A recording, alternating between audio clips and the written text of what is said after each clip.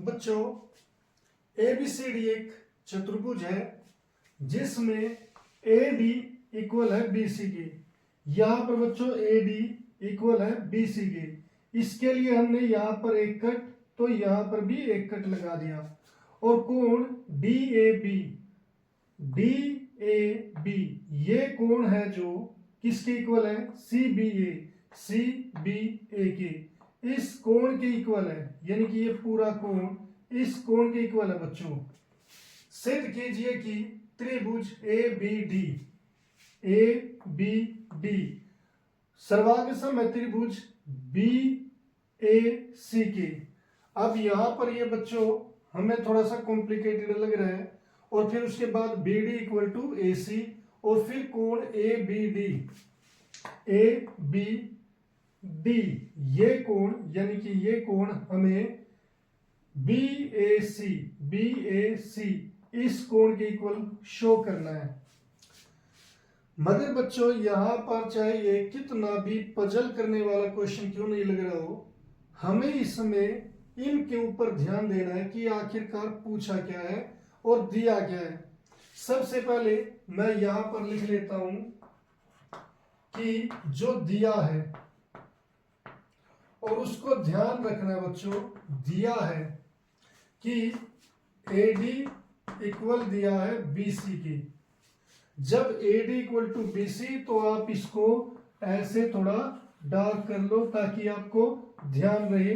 Cut से तो है ये एक कट लगा दिया, ये हमें इक्वल दिख रहा है, मगर आपका यहाँ पर ट्रायंगल बनेगा जो उसका पता चल जाएगा। वह और क्या दिया बच्चों DAB इक्वल CBA। अब बच्चों DAB ये कोण है और CBA ये कोण है, ये भी हमें इक्वल दिए हैं। अब मुझे जो सिद्ध करना है त्रिभुज ABD, तो पहला जो अगर बच्चों सिद्ध करना है इसमें क्या है कि त्रिभुज ABD सर्वांगसम सिद्ध करना बच्चों त्रिभुज BAC के। अब यहां पर सबसे पहले तो आप इस ABD इस ट्रायंगल को ढूंढ लो। ये कहां पर है, ये है A B और ये है D, यानी कि पहला ट्रायंगल है ये। एक ट्रायंगल हो गया हमारा ये, मैंने इसे डार्क कर लिया। अब दूसरा ट्रायंगल है बच्चों BAC। अब ये ट्रायंगल है बच्चों दूसरा, मैं इसे ज्यादा डार्क नहीं करूंगा, केवल यहां पर ही करूंगा ताकि कहीं कंफ्यूजन क्रिएट ना हो जाए। अब इन चीजों को हम हटा देते हैं जो बाद में प्रूव करनी है। अब बच्चों आपको DAB ये कुछ इस तरीके का दिखता है। यहां पर ये ट्रायंगल है कुछ DAB जिसमें हमारा ये एंगल और ये साइड ABC ये ट्रायंगल इस तरीके का है ABC और ये एंगल इक्वल है। ये साइड पर एक कट लगा है। अब बच्चों यहाँ पर ये दोनों ट्रायंगल आप अगर ऐसे अलग अलग कर लोगे तो अब आपको अच्छे से ये क्लियर हो जाएगा कि आपको कौन सा रूल लगेगा। यहाँ पर AD BC के इक्वल है बच्चों, फिर ये कोण इसके इक्वल है और ये जो साइड है इसकी वो AB, यहाँ पर भी AB है, दोनों कॉमन है। तो यहाँ पर क्या दिख रहा है साइड एंगल साइड कोण। तो इस रूल से आप इसे सोल्व कर सकते हो। तो इसमें हल के लिए बच्चों मैं क्या करूंगा, त्रिभुज ABD व त्रिभुज BAC में मैंने ये दोनों त्रिभुज ले लिए बच्चों। पहले है ABD और ये है ABC। BAC जो है पहले इस साइड को जो दी है ये इक्वल ले लेते हैं। तो मैं लिखूंगा ए डी किसकी इक्वल है, बी सी की, और रीजन क्या है बच्चों, दिया है। दूसरा, हम इस कोण के इक्वल लिख सकते हैं। हम लिखेंगे कोण, वहां पर दिया है डी ए बी इक्वल दिया है सी बी ए, ये बच्चों हमें दिया है।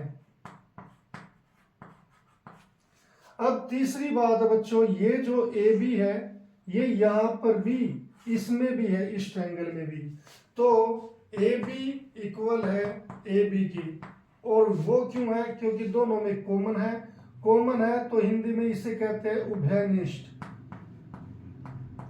इसे कहते हैं उभयनिष्ठ। अब बच्चों मेरे पास ये आ गई साइड, ये आ गया एंगल, ये आ गया साइड। साइड एंगल साइड से हमारा ये जो त्रिभुज है, इसीलिए त्रिभुज ए बी डी सर्वांगसम हो जाएगा त्रिभुज बी ए सी के, और कौन सा रूल लगेगा, एस ए एस का, साइड एंगल साइड। अब बच्चों जो मैंने ये एक ध्यान देने की बात है, यहाँ पर जो मैंने ए बी डी लिखा, इस पहले ट्रायंगल को तो आपका तो नाम आप कैसे भी दे लो, ए बी डी दे दो, ए डी बी दे दो, डी ए बी दे दो, कैसे भी। मगर जो दूसरा है वो बहुत सोच समझ कर नाम देना होगा। क्यों देना होगा, क्योंकि हमें यहाँ पर ये जो कोरेस्पोंडिंग पॉइंट या संगत पॉइंट बोलते हैं, ए के संगत बी होना चाहिए, बी के संगत ए होना चाहिए, और डी के संगत सी होना चाहिए।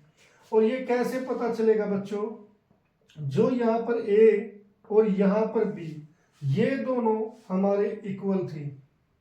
दूसरी बात फिर बच्चों, जैसे ये ए डी और यहाँ पर बी सी ये इक्वल थे, तो ये कोण इस कोण के इक्वल होगा, तो डी हमारा सी के इक्वल, और फिर यहाँ पर बी है जो वो ए के इक्वल होगा, तो इसीलिए बी के सामने ए लिखा, डी के सामने सी लिखा, ए के सामने बी लिखा है।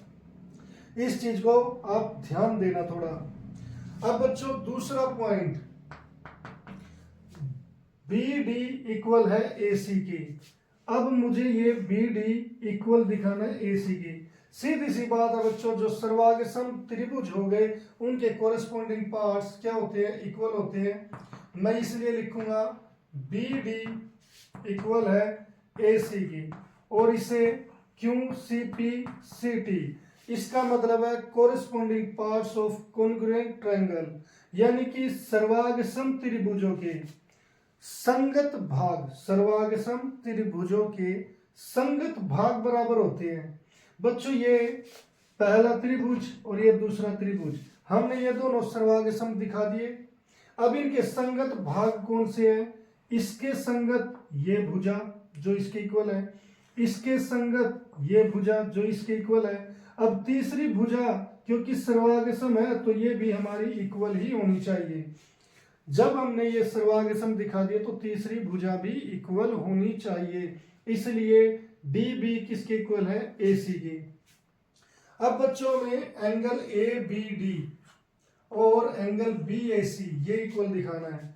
बच्चों ये एंगल ए डी बी और ये एंगल बी सी ए।